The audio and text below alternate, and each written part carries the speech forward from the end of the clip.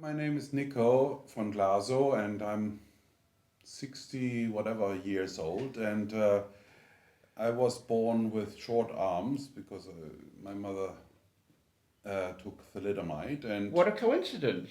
yeah, two of us. It's nerve-wracking. Actually, it is. I was realizing when I that when I see you, I see myself, I and thought the it's same thing. really annoying. Because who wants to live with a mirror in their room? Yeah, but you are because you're the boss of the British thalidomiders, so you're more in contact with thalidomiders than I'm not. God thanks.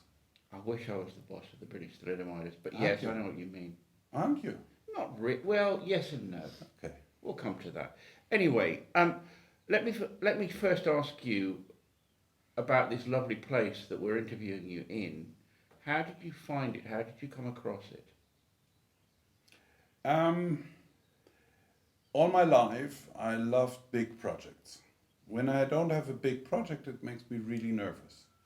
So I made around 10 movies, and I smuggled political refugees, and I founded a foundation where we do surgery for 800 children per year, disabled children. And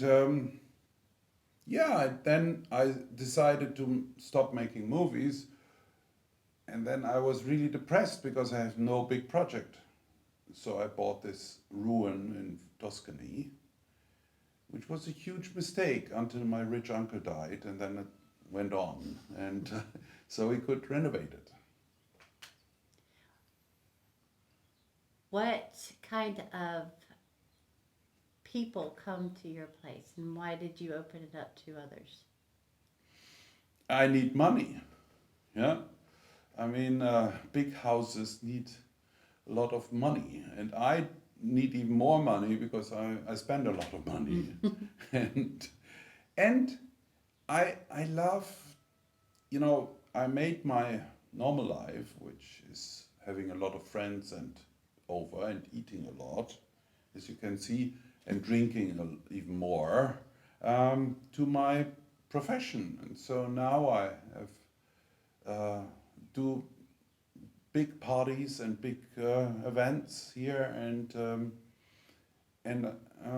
it's great fun. Let's go back a step. So you bought a ruin. We're not now sitting in a ruin. How much work did you have to do, and how long did it all take? Yeah.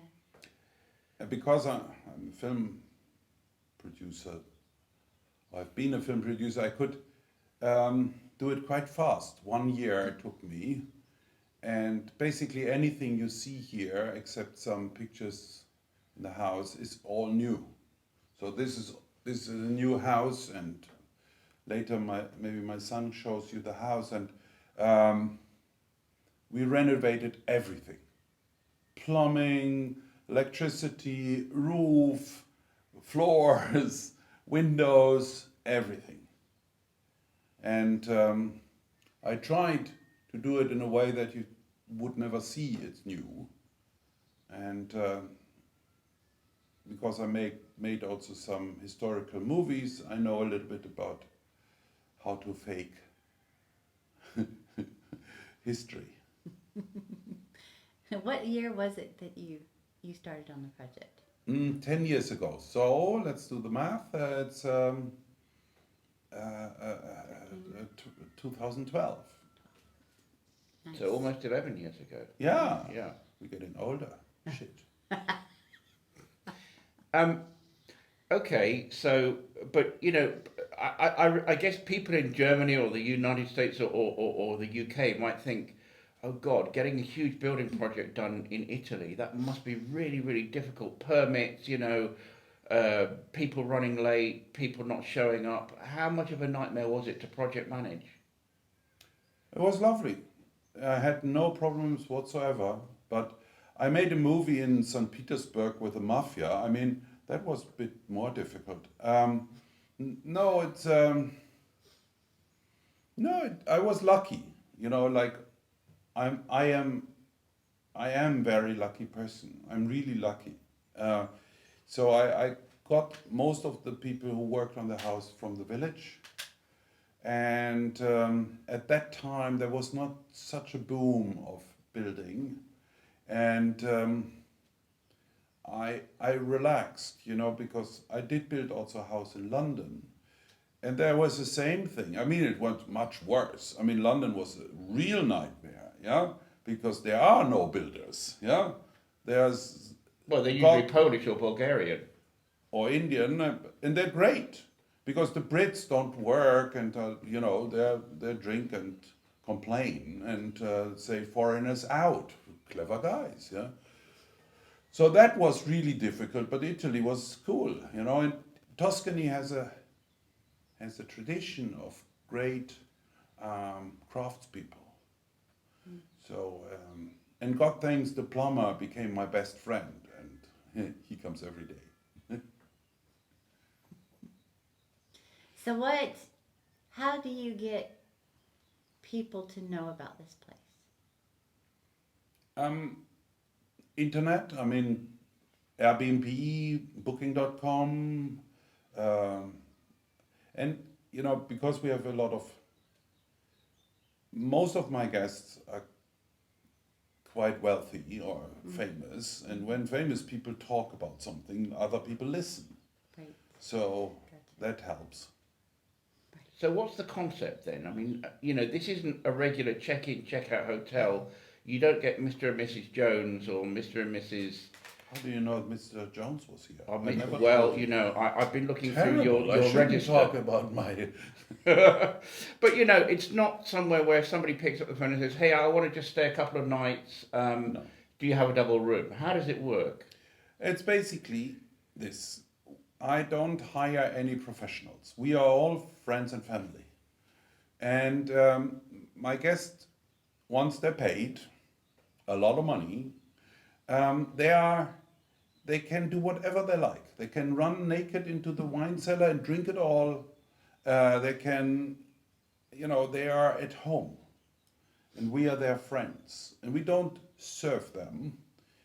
We cook a lot. We have 3 chefs, one Italian, one Vietnamese, one German. But we do this in the kitchen, and my guests are eating in the kitchen, and we very often eat with our guests.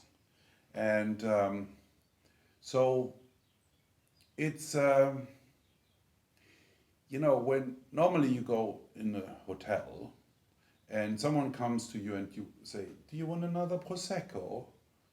Means, give me money. When we come, which we constantly do, you want another Prosecco, means we are losing money, we giving, yeah?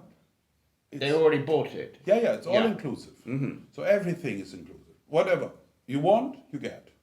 But it's not the kind of place where, you know, a sort of needy guest can sort of suddenly decide at 3 o'clock in the morning, okay, I'd like a beef sandwich with the crust cut off and a beer brought to my room within the next 10 minutes, please, if you don't mind.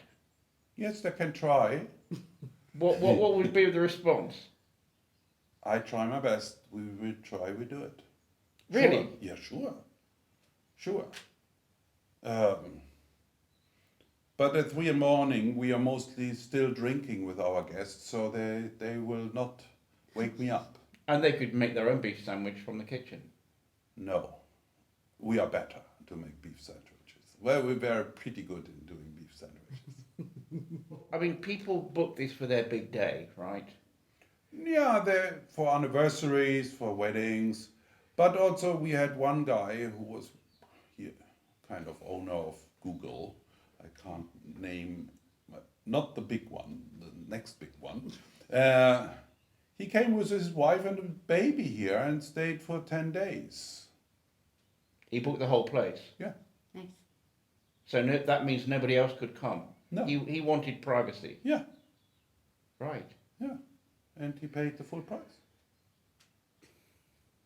You know, when you go in a country where people are poor, you buy shoes. And people think, how can he buy shoes for 4 months' salary? Yeah? And so there are people, quite a lot of people who can afford everything, whatever they like. Yeah. And when, anyone who will probably listen to this podcast will be part of the 1% of the richest people in the world. We are all fucking rich. Yeah. And just, we don't want to admit it, especially when we are Scottish or something. Yeah. No, we have the money, and I think it's a pretty good idea to spend it. Because maybe someone heard that before. You can't spend it when you're dead. And you will be dead. In 30 years, everybody who listens to this most likely will be dead. So spend your money, and preferably at Villa Pizzolo. That's right. So, what is your next big project?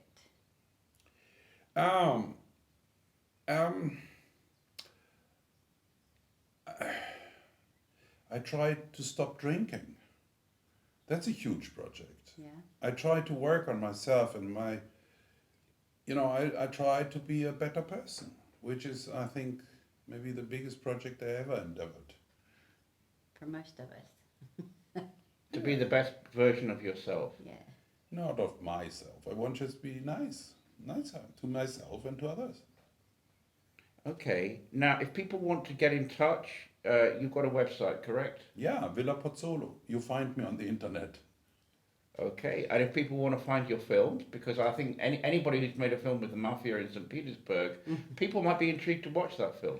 You either go online and look for films by Niko von Glasow, they're all available, or you write me an email and I give them you illegally, and you can download them.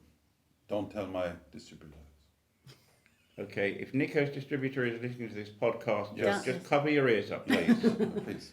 Okay, so we're going to meet your son Mandel now, and he's hopefully going to show us around the house.